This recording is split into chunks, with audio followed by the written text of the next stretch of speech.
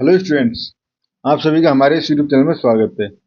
Students, हम basic mathematics for economics analysis का paper solve कर रहे थे, जो DSC 2 पेपर है, बीए प्रोग्राम इकोनॉमिक्स का 2023-24 का ये पेपर है। ठीक है, इसको हम सॉल्व कर रहे थे। क्वेश्चन नंबर 3A पे हम पहुंच चुके हैं। Question number 3A, suppose the demand and supply function are the given below. ठीक है, डिमांड एंड सप्लाई फंक्शन जो है वो गिवन है।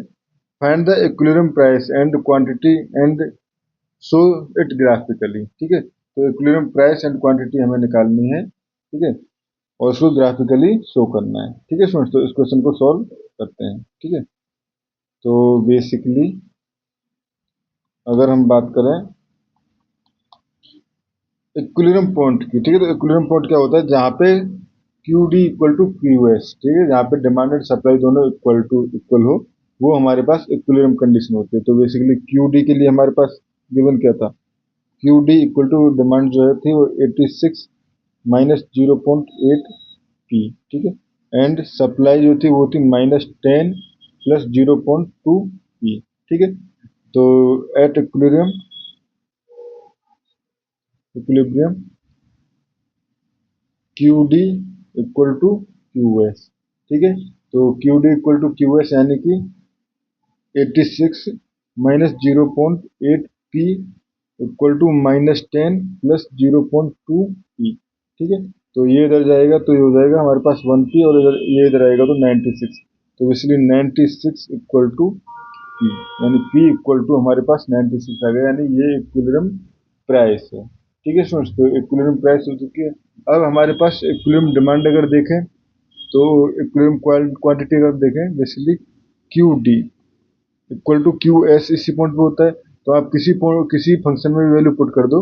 तो अगर मैं इसमें पुट करता हूँ तो 86 माइनस, मैं पुट कर रहा हूँ इसमें 86 माइनस का, भले इसमें पुट करके देखो दोनों में सेम ही आएगा।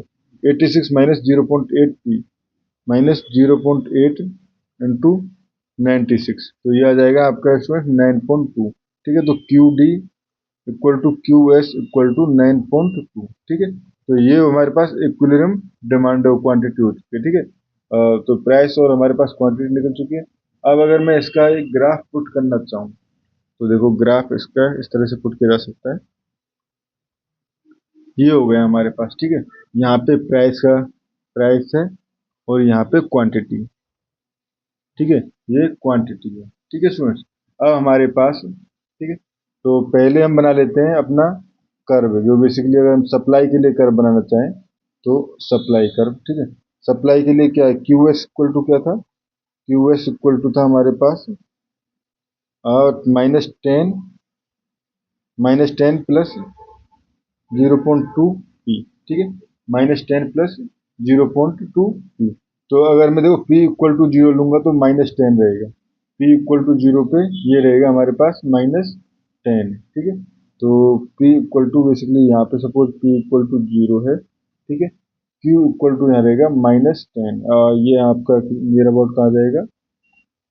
-10, P equal to zero, Q equal to ये हो जाएगा सपोज यहाँ पे -10 है। ठीक है, नीचे थोड़ा नीचे लेते हैं, क्योंकि हमारे पास एक वैल्यू और रहेगी। ये सपोज -10 है। ठीक है, ये हो गया। एंड अगर हम p की कोई और वैल्यू लें, ठीक है, तो p की अगर किसी और वैल्यू को लें तो p इक्वल टू अगर मैं ले लूँ 10, ठीक है, p इक्वल टू अगर मैं 10 ले लूँ तो p इक्वल टू 10 बेसिकली इधर प्लस हो जाएगी। 100 ले लेते हैं, चलो p की बेसिकली बेसिक इक्वलिब्रियम में भी 96 आया था ना, तो 100 ले सकते हैं, तो कोई प्रॉब्लम नहीं होगी। 100 आ गया तो 100 लिया तो हमने हो जाएगा -10 प्लस 0.2 इंटू 100। ठीक है, तो ये हो जाएगा 20 माइनस 10, तो बेसिकली हो जाएगा हमारे पास 20। तो p इक्वल टू सपोज यहाँ पे हमारे पास 100 है, तो ये सपोज इसकी वैल्यू 20 यहाँ पर है। ठीक है, तो इस कंडीशन में बेसिकली इसमें माइनस तो नीचे जाएगा ना, माइनस इधर से -10 इधर से, तो ये -10 से -10 यहाँ पर है, तो ये हमारे पास यहाँ से एक लाइन बन जाएगी। ठीक है, एक लाइन स्टूडेंट्स हमारे लिए यहाँ से बन जाएगी। ठीक है, अब हमारे पास दूसरी लाइन क्यू एस के लिए। ठीक है, तो क्यू एस है बेसिकली, ये क्यू एस के लिए तो बनाई ली ना हमने, क्यू डी के लिए बनाई 86। अगर पी इक्वल टू मैं इसमें जीरो पुट करूँ तो ये 86 आएगा, यानी पी इक्वल टू जीरो पे 86 तो ये काफ़ी ऊपर आएगा, ठीक है। सपोज 86 यहाँ पर है, और जैसे ही 100 पुट करूँगा तो 100 पुट करने के केस में ये क्या हो जाएगा, 86 माइनस 80 यानी 6 आ जाएगा, ठीक है। तो यानी कि उस कंडीशन में भी ये पॉजिटिव है, 100 की कंडीशन में भी ये पॉजिटिव है। तो इस तरह से ये ग्राफ इसका बनेगा, ठीक है। सर ये जो पॉइंट होगा वो पॉइंट होता है इक्विलिब्रियम पॉइंट, और ये बेसिकली पॉइंट होगा P equal to 96 and Q equal to होगा 9.2, ठीक है। सर तो ये इसका ग्राफ है। बस इस क्वेश्चन में हमें इतना ही करना था। Thank you.